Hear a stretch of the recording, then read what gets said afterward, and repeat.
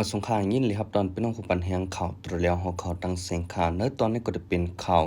ภัยไม่กัดเนื้อเวงนำจางเมื่อในวันที่17เดือนมกราคมปี2525เดือน4ลอง4คำไปได้2-1ปักไป19นี้กวนเมืองเนื้อปืนตีลัดว่า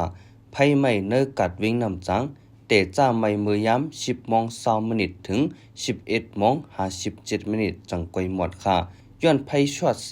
จังไรไม่วันไหนสืบลาเทียงว่าลองลู่ซุ่มแต่เตเป็นล้านขายกุ่น2หลังล้านขายข้าวซอย1หลังเฮิรน1หลังโฮม4หลังเตตกสั่งเงินอยู่หมอก8เฮงเซียนไปตั้งไผ่จุ่มเขไผ่ก่อกว่าจอยเทียมอยู่แลลองลู่ซุ่มหมัดเจ็บแต่ไปเลยหู้จอมลัดเนหนังไหนถึงมาเข้าไม่เย่าแลลองเจอตื้อไผ่ผาดเจอใน